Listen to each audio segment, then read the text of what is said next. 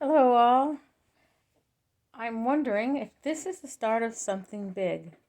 I'm starting a new project for a friend of mine with a business, and she has 5 branding colors, and she wants 5 works of art, abstract art, using her branding colors so that she can use these abstract art pieces in her marketing. So she'll use them maybe as backgrounds to things. She'll use them as part of the book covers for her ebooks and so forth and so on. So I thought this is a wonderful idea, and it can probably be something that we can do for a lot of people. So I said, yeah, let's do this. This is a great idea. And so the first thing I did was to get her brand colors. She sent them to me in an email along with some numbers. I don't know if it was the hexadecimals, but whatever, some numbers and some names. And it turned out, of course, that names of colors are quite variable. Okay, so that didn't help. But what I ended up doing after some research and after some convoluted math and so forth, I just said, well, I have perfect color vision. Why don't I just look at the colors? So I decided to do that, and I matched them up with colors as close as I possibly can. And here are some of the colors. So she had one, I forget the name of a golden tips, I think, and I came up with Turner's Yellow, a really nice color.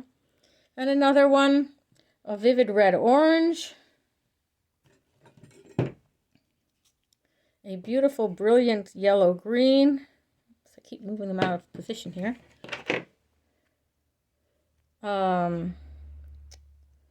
This one is a brilliant green. They are very different greens.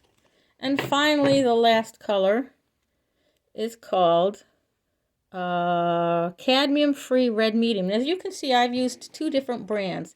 I've used Liquitech and Utrecht. Both of these are heavy body acrylics, and it's like mixing eggs from different farms. It's an egg. It's not like mixing eggs and, say, corn, which actually can work, but it's not the same thing. So here are the tubes. So now we're going to see how this works. First, let me show you some of the colors as they appear in the tube. Here we go. And that's a wet color. That's the moist color. I hope you can see it. I'm going to put the cover back on. And you can see how close it is or is not to the tube itself. I think I might have to redo my lighting for the next things. So the first thing we're going to do is I'm going to do the swatch test on some little mini canvases that I have.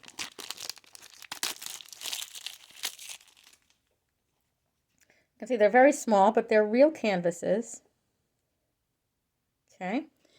And I have a variety of palette knives that I can use. Yes, this is a plastic knife. It may or may not be. I think it is a palette knife, a plastic palette knife. And I have more than this, but I love palette knives. Can you tell? Here's really one of my favorites. Shapes. But this is small, so using this one is probably not the best idea. But we'll see. So we're going to try. Now, there are differences between the moist color and between the dried color. And you will find that there are also differences, that's a little too much, between how color appears on your monitor, how it appears in print, how it appears when you're printing it on cloth, canvas, all kinds of different things, whether you print it on paper, what kind of paper. And all of this comes into play. So I want to see how close these will be. So I'm going to smush this down. I think I'll bring it down the side here just for fun.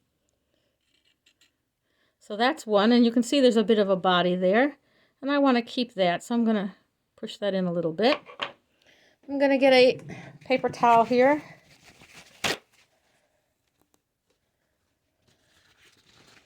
Clean that off. This actually is working. So that's the cadmium-free red medium. Now, cadmium is a very popular color group, the cadmium colors, but they're also not very good for you.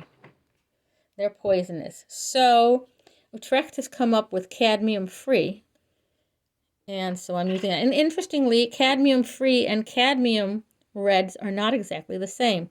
Now this is the brilliant green. It's a little bit on the darker side, which is kind of nice. And we're going to smush this one. Okay. And we're going to clean that. Now also, when you're looking at colors, some other things can make an influence on what you see. And that is, are the colors next to another color? This is part of color theory. Are the colors lit by a light that is reddish or bluish or greenish or even pink? So color, as it is perceived, varies, because you are looking at it with your eyes, which it's then translated by your brain. And this color is vivid red orange. And what you see can change according to what your brain thinks it sees, as well as the physical properties. And when I say physical properties, I mean physics. I really do mean physics. So there's a third color. Are two more colors going to actually fit on here? I hope so. So color theory, there's two kinds of color theory. There's color theory in the classroom for a physics class, science class, and there's color theory for art. And they are actually defined quite differently. There we go. That's the Turner's yellow, which for some reason really appeals to me. And then finally we have this guy. Just barely, oh, this is a beautiful green. I wish I put this on first so I could use more of it. Okay, let's put it here. It's going to go down the side. Remember, this is just a test swatch. I will, at no doubt, use this for something else at a later time. Here we go. There. So now we've got all 5 colors laid out. I've cleaned that. And we're going to see how they dry. And, oh, I forgot to mention wall color. You know, when you put them against the wall, what color is the wall?